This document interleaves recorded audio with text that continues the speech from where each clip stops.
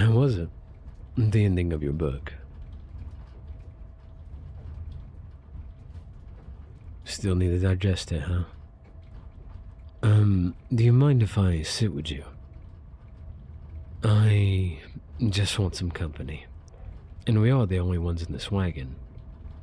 It feels kinda lonely, sitting by myself when there's another person almost next to me. Only if I'm not intruding or anything, of course. Thank you very much. What was it about then, the book?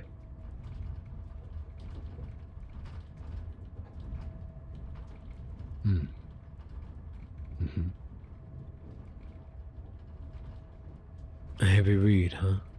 Those close to life stories often end in an unsatisfying way, at least in my experience. Just leaving you there, trying to bundle up all the loose threads at the end. They tied up everything too neatly. What's there to digest then?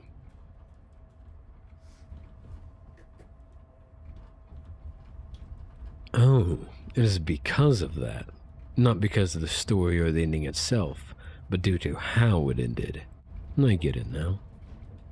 Real life kinda doesn't work like that, does it? A shame, really. So, where are you headed?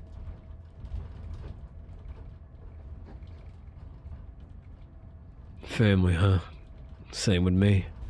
Can't really say I'm looking forward to it, but I kinda need to check in once in a while. Let them know I'm still alive and kicking. Well, that's not entirely fair. I anticipate it, I guess. But I'm also glad when it's over, and I can be me again, you know? No, I'm not particularly thrilled. I mean, I love them and all, but it's... well, it's complicated. My family isn't complicated, am I right? It always turns out nice, though, in hindsight at least. My mom cooks the best food, way too much, of course. That's how she is, overbearingly caring at all times, wanting to fix things with food, as always. My dad is a boss of a straightforward topic, one that I'll not get too deeply into here. He means well, though, in his own right. We always do stuff together, the three of us, when I am home. Hiking, board games, movies. One time we went fishing. Can't get more stereotypical than that, huh? We all hated it. But in a communal sort of way. Just complaining and grumbling the entire way through. My siblings were also along for that ride. Or swim, rather. There's nothing better than joint suffering. These days we barely meet, though, unfortunately.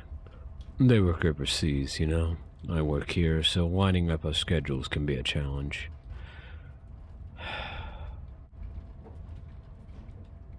I miss the simpler times, when it was just us, playing games, climbing trees, getting into trouble. But time moves on, for all of us.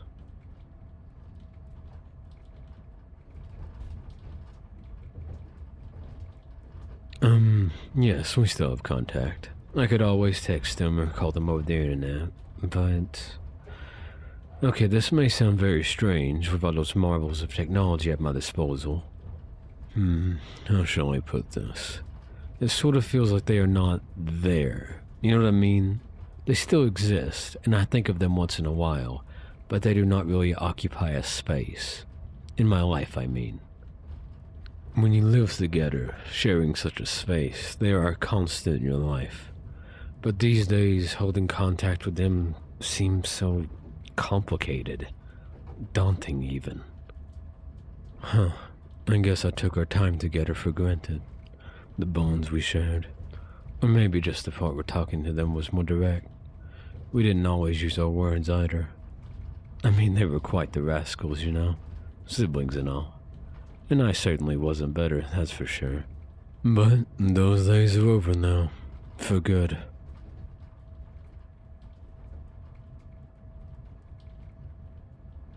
Yeah, I guess we never truly appreciate what we have in the moment until it is gone. I still like to think that I put in effort to hold contacts nowadays. Occasionally chatting with them, sharing memes, or hearing their latest tirades about work and such. That is still an effort, though, in every sense of the word. Unlike when we come together in person, where things seem less complicated. Sure, they have made some new experiences, in their own lives apart from me. It's often simple things, a new phrase or maybe a different hairstyle, their clothing. But underneath all of that, they are still, well, them. And we hug, we laugh, we banter and talk just as we used to. No complications, no oceans between us. Just us. Kind of young again. Yet not. And still... I guess that's true. You can almost call it a time capsule of a shared past.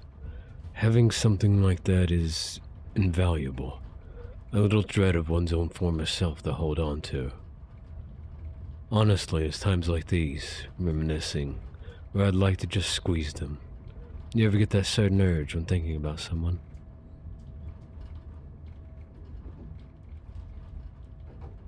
Being an only child makes it hard to relate, huh? But at least you had some great friends, in.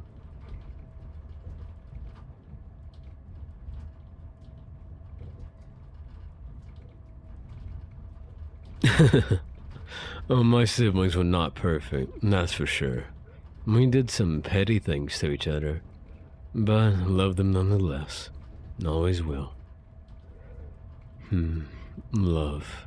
What a strange word. So much packed into so little. I often wonder, is it really them that I love, or their past that come to the surface again when we meet? Is it that nostalgic image of ourselves that I hold dear? Perhaps not them really, but the relationship itself we had. Or is it the relationship that we share nowadays? That can't be right. I still value them as people. I'm also immensely proud of what they have achieved in their lives, that's for sure. None of them are rock stars, famous or rich, but I've seen them struggle and get so far. It just makes me beaming. Well, proud. Maybe it's just a simple aspect that I love, what they give me. Something to be proud of. Do I love them to the core, or only for their surface elements? Ugh, why is this stuff so complicated? I guess that's why you're not so happy with the ending of your book. I guess if life was simple, all neatly bundled up, it would lose a lot of its appeal.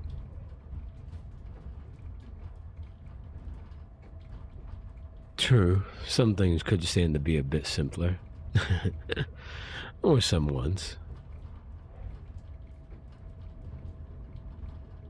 Parents, huh? It seems it's always the same story, but I guess it's not that easy for them either. Sure, I can elaborate. I mean, Daisy has changed so much, yet we as kids often don't realize that they changed too. We simply lack everything to recognize that. That isn't a bad thing, mind you. That's not all what I'm trying to say here. What I am trying to say is that as children we often measure our growth in getting tall and strong, but our parents do not grow in such a way.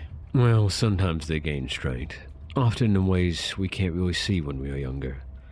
But as I said, our measure of progress is a bit of a different one when young. The cliched point is that they are people in and of themselves as well, and as children we often see them in their role primarily. Being that role or simply themselves cannot be easy, I think.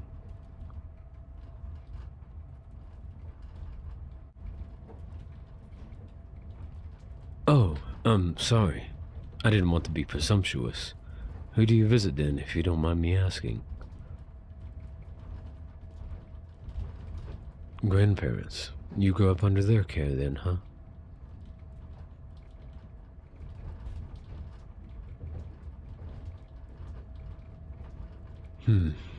I didn't know that your relationship to your biological parents was that strained. That thought hadn't even crossed my mind. I hope it didn't come across as insensitive. I guess it was kind of ignorant to assume that my experience of family was the norm.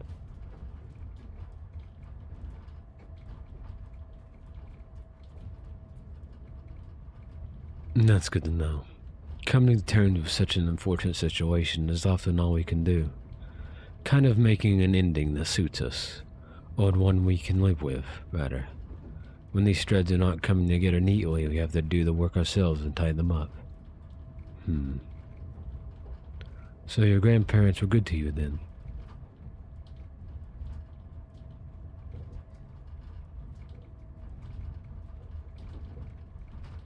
That's good, that you had something like that in your life. At least an actual family. And we'll be honest here, me and my parents don't have the best relationship. Not like you and your biologicals, heaven forbid, but not as sweet as with your grandparents either. Sure, we get together, do stuff, talk, but there's always this thick atmosphere. Something none of us want to talk about. As thick as the figurative elephant.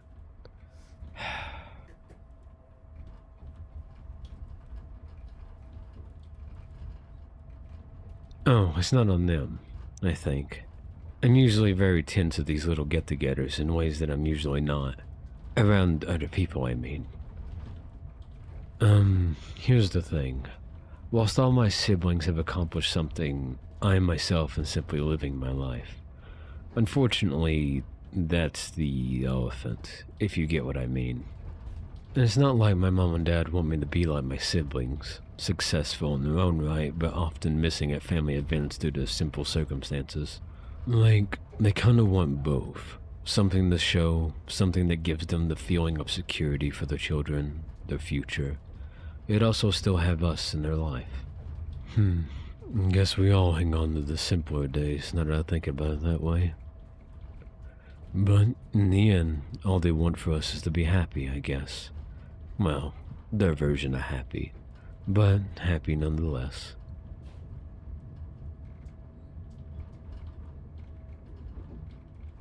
I guess what I'm trying to say is that happiness is not that universal a word, you know? It sort of depends on your experiences. I am happy where I am today, and I'd probably advise others to follow in my footsteps. But what if the world of tomorrow looks different? Yet I am still as I am now, still hanging on to my past. Such advice might ring hollow to others who have not experienced life as I did. Or maybe I'm just overthinking it.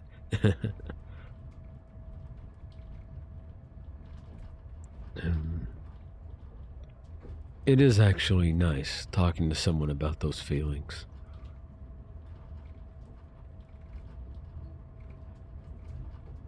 Well, thanks. I didn't expect that. I thought my rambling might have gotten annoying by now. But I don't think that my perspective is that unique in this regard, though. But then again, I don't really talk to others about these things. Family things, introspective things, you know. Most of the time, I just throw out platitudes. The holidays were nice, the dinner was great. It was nice seeing Mom and Dad again, and my siblings too. The usual. But the truth be told, nothing ever ties up so neatly, does it? It is nice to talk out the whole messiness of it, verbalize my thoughts and have someone not judge, and provide a new perspective. What do you think that is?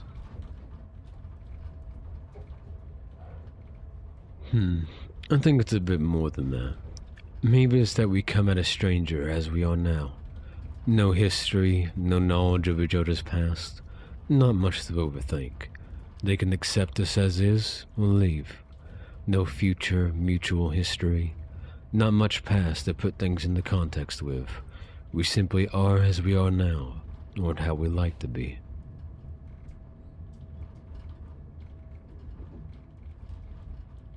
Yes, and with our loved ones it is different. We are still us in the present, yet also everything that we have been. With them, to them, apart from them. They might have past versions of us that they might prefer, and sometimes they push us to be that.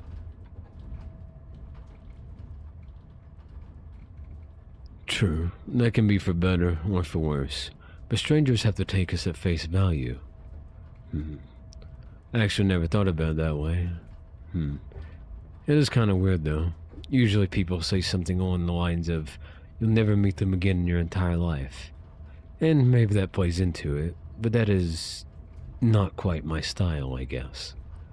Like, I hope that I had a positive impact on their lives, precisely because we'll never see each other again. I often think about that after meeting someone else.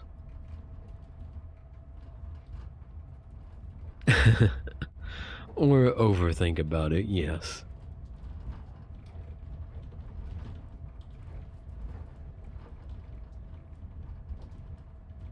That's a really interesting point.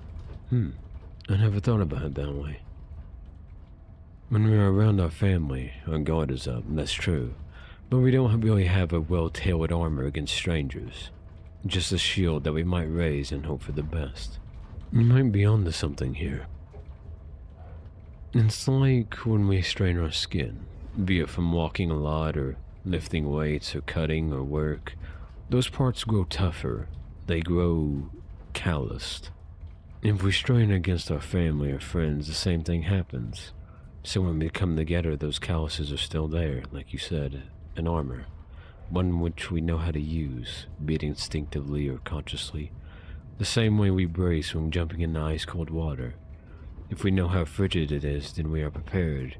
But simply jumping into the unknown can have one tense up still. Be it the right way or the wrong one, only hindsight can tell that. But one still does. But maybe I simplified it too much. I had plenty of instances where I stayed in a bad situation in spite of knowing better. But I think your point still stands. I guess that's the issues with analogies, huh? They still make you think, though.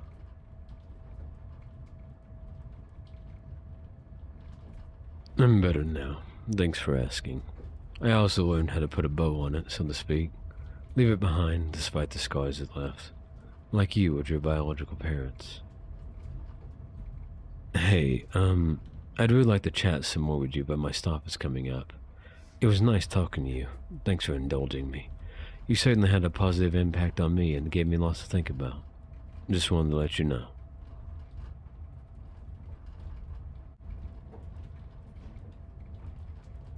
Thanks, you too. Oh, shoot. I'm Jonas, by the way. But my friends usually call me Joe. Nice to meet you.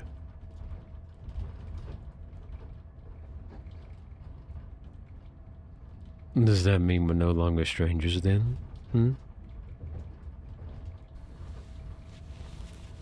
Your number? Oh, 1 second, I need to write it down. My phone died, unfortunately. Actually, I'll write your name down as well, just so I don't forget.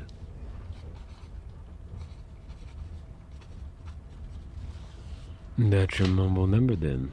Got it. Guess that makes us not quite strangers anymore, huh? Feels nice. Anyways, I need the bell. Whether or not our story resolves neatly here, or if we'll meet again, I know that I'll cherish a little talk we had here for a long, long time. Take care.